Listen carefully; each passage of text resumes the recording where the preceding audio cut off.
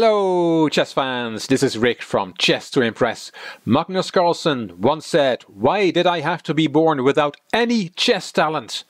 Did he really say that? Yes, he did.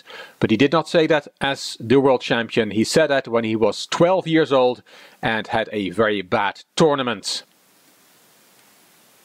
It was the Gausdal Grandmaster Classics from 2003, and Carlsen had a bad tournament there, and he was quoted as saying, "Why did I have to be born completely without any chess talent?" It was FIDE master Magnus Carlsen. He was a FIDE master at that time, 12 years old, and as it says here, he was philosophizing about the reasons for not taking his second international master norm at that tournament. I'll put a link in the description box. There's some other nice quotes from players in that tournament. These are Carlsen's games from the Grandmaster Classics in Gausdal in Norway in 2003. He started really well with 2 out of 2 with 2 white wins against an Irish player, Colm Daly, and a female player from Germany, Elisabeth Paetz. Then 2 draws, and then he bit the dust 4 times in a row, 4 losses. 2 more draws, and he lost in the last round as well. So 4 points out of 11 games after a 2 out of 2 start was not very good and led him to that very funny quote. I don't think there's any other world champions in any sport who ever said, "Why was I born without any talent?" But it shows Magnus Carlsen that he was a bad loser then, and I think being a bad loser is a prerequisite to reach the top. From this tournament I want to show you the game from round 8, where Carlsen was white against the US Grandmaster Nick de Firmian. Carlsen was rated 23-15 at that time, de Firmian 25-36, so de Firmian had over 200 points more than his opponent. It was played on the 8th of April 2003. Let's get into it. Knight f3 from Carlsen, knight f6 from de Firmian, c4, c5, knight c3, knight c6. We are in a symmetrical English opening. g3, b6, bishop g2, bishop b7. Carlsen castled, e6, d4, knight takes, and the bishops were swapped.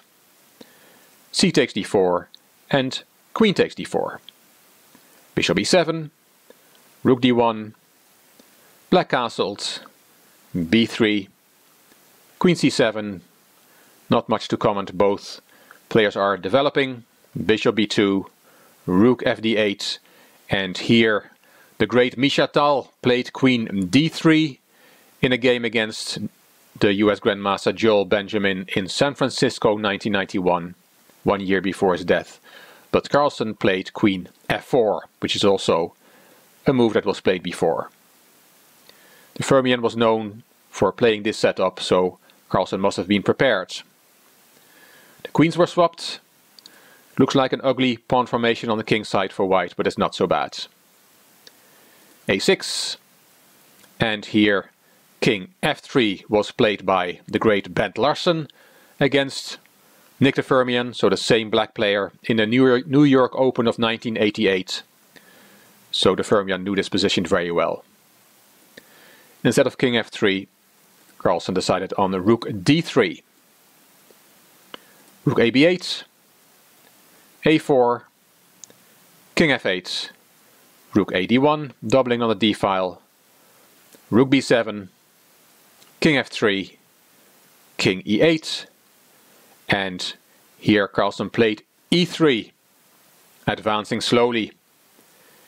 e4 straight away is also an option, but this position is about slow maneuvering. There's no need to rush, and it's interesting to see that Carlsen played like that when he was 12 years old, and this is still his favorite way of playing now that he's world champion. Still the same style. So he played e3, rook c8, and now he played the pawn to e4. White is slightly better. He has a bit more space to maneuver. This is really a maneuvering position, and both players keep maneuvering. Knight h5, bishop c1, g6, bishop e3, rook c6, e5, knight back to g7. May want to come to f5, although it never gets there in this game. Knight e2, bishop c5, knight c3, rerouting the knight, bishop back to e7, and knight back to e2. A move repetition. Would Magnus have taken a move repetition? He just has lost 3 games in a row. After bishop c5 we have a move repetition. But the Fermion played rook c to c7. Makes it clear that he wants to win this game against a 12-year-old with 200 rating points less than him, who just lost 3 games in a row. Magnus played knight d4, bishop back to c5, bishop d2, rook c8. Both players moving around, trying to find the right setup for their pieces. King e2, d6, Carlsen took, and the Fermion played rook d7. He wants to recapture the pawn with his rook. a5, rook takes the pawn back, bishop c3, knight h5, attacking the f4 pawn. King f3, b takes a5, bishop takes, knight f6, knight e2, and a pair of rooks is swapped. Rook b8 on the half-open file.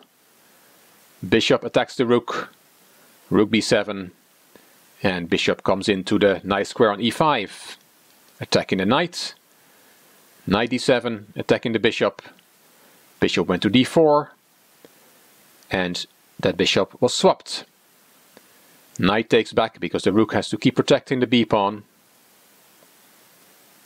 Knight c5, now attacking the rook and the b-pawn twice. We've reached a time control. This is move 41. The Fermion has outmaneuvered Carlsen and is now slightly better. b3 is weak. It's a weak pawn, and black's pieces, the rook and knight, are better positioned than white's. And also black's pawn structure on the king side is better than white's. Black is slightly better. White has to defend. Rook e3, taking his rook out of the attack from the knight. Rook b4, king e2, and a5.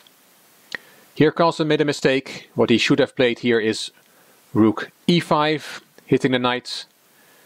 And then we have this possible variation. Knight takes b3, knight takes, rook takes the pawn back, rook c3 attacking the pawn, and then, for example, c5. This is about equal. Probably black can still try and play for a win, but white should be able to hold this. So that's after rook e5, which Carlsen did not play. He played knight c6, and that was a mistake. The rook took on b3, knight takes a5, and it turns out that that knight is badly stuck on a5. It will never get out of there. Rook b2 check from the Fermion. Carlsen played his king to f3, king d7, bringing his king into play. That's very important in the endgame, to let all your pieces play, including the king. Rook e2, and going into the knight endgame won't save white. The Fermion took, king takes, and here the best move is king c7 to go after that badly positioned knight on a5 straight away. But the Fermion played f6. Here Carlsen should have come to the aid of his knight. He should have played king d2, and then, for example, king c7, king c2, king b6, and then white can save his knight with knight b3. But Carlsen played king e3. Bad move. e5 from the Fermion. Carlsen took, the Fermion took back, and f4. Here taking on f4 is a bad move, because then white takes back and white's king is very active, and that will guarantee him the draw, even though his knight is stuck on a5. But after f4 the Fermion did not take. He played a very good move, e4, and black is now winning. King d4, king d6, and now Carlsen played h4, h5 from the Fermion, and white is in zugzwang. He has to go back with the king, king e3, king c7, that king is now going to attack and win white's knight stuck on a5. King d4, king b6, and Carlsen is now going to lose his knight. Black is just threatening to take, because white will not be able to take black's knight, because then the e-pawn will march on to queen. So Carlsen decided to give up his knight and trying to make a draw with his strong king. Knight b3, knight takes, king takes, and of course if white can clean up those pawns or swap them off, then he will still have a draw. But the Fermion showed his great endgame technique. He gave a check, king e5, and knight f3 check.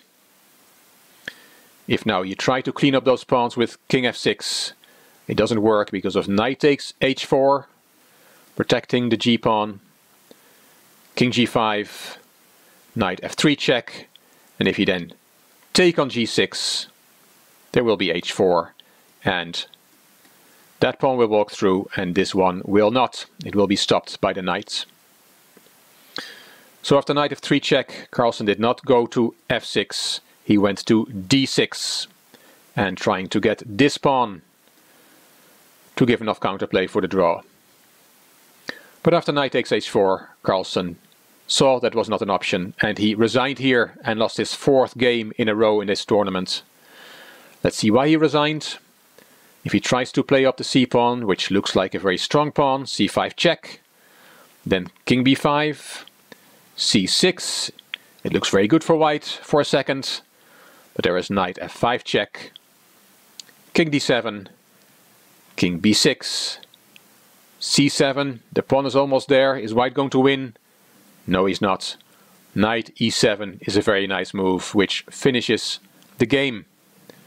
The c8 square is under control, and if you take the knight, black takes the pawn, and this pawn will go through the queen. Black wins. Magnus Carlsen outmaneuvered in the endgame. We don't see that too often, and this is of course what he would do to many opponents later on in his career. Once more the quote, because it's so nice. Magnus Carlsen, why did I have to be born without any chess talent? You can quote him next time you lose a bad game. Hope you liked this video. If you did, please give it a thumbs up. Please subscribe to the Chess to Impress channel. Please leave a comment, and if you liked the video, would be great if you could share it on social media. You also may want to check out my Chess to Progress channel. The link is in the description box. I also want to remind you of the live streams I'm doing on Chess to Impress during November 2017, every Wednesday and Sunday at 7 PM GMT. You find me here on YouTube, and we'll play a little tournament on the Lead Chess website. This is Rick from Chess to Impress. Thank you for watching.